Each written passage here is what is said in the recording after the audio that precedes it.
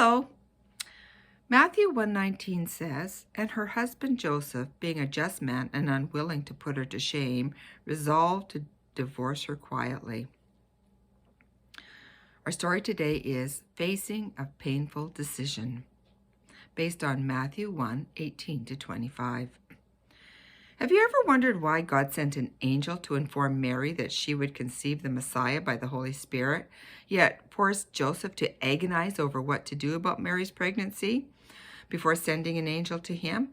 Imagine what those throbbing, awkward hours must have been like for him. Joseph felt a twinge of anxiety. He sensed something unusual in Mary's request that he come as soon as possible. When he arrived, she was standing under the tree near her father's house, where as a betrothed couple, they were given some supervised privacy. Mary wasn't herself. She was staring at the ground and seemed burdened. "Mary, is something wrong?" She looked up at him intensely. "Joseph," she paused, "I'm pregnant." A blast of shock and disbelief stunned him, blowing away all his cohort thoughts for a moment. His legs quivered. He grabbed at the tree to steady himself and felt solid. It felt solid, rooted. He stared at her. He was numb. No words came, and everything just seemed so surreal. Mary was still looking at him with intense eyes. She saw no shame in them.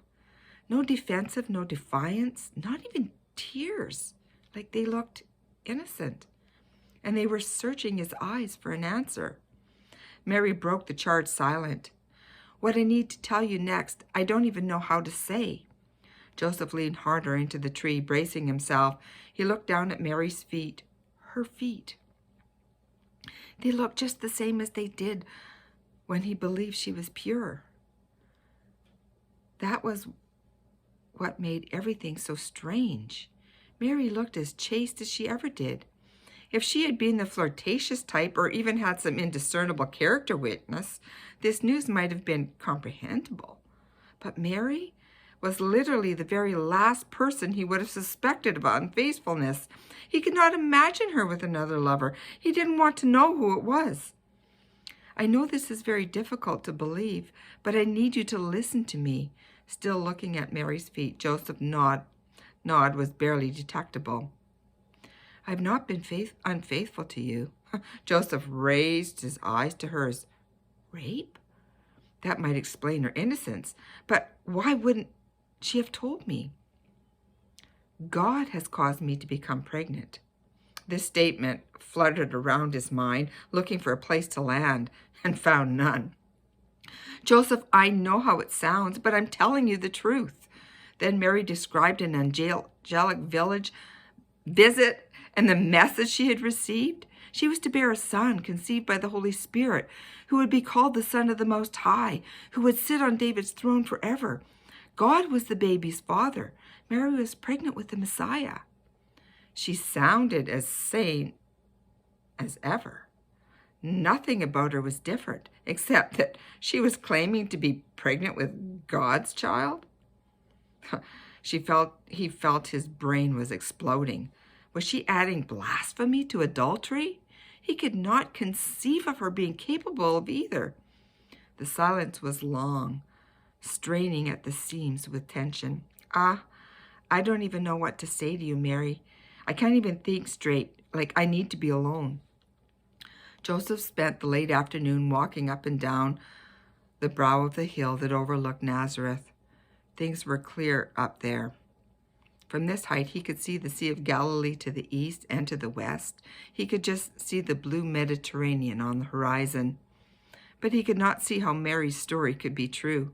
There was nothing like it in the Torah or the prophets that he could remember. "God, show me what to do."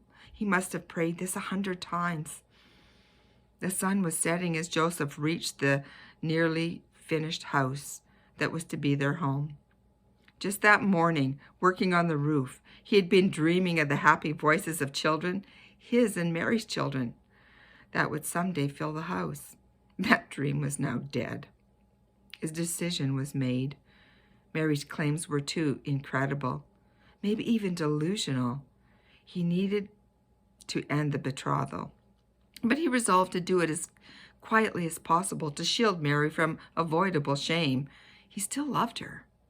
That night he fell asleep, exhausted from grief, and then the angel came to him and resurrected his dream with a wildness and a wonder that was beyond comprehension.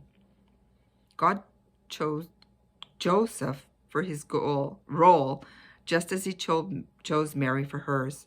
But he dealt with them differently. He could have told them both in advance about Jesus, but he didn't. He informed Mary, but not Joseph.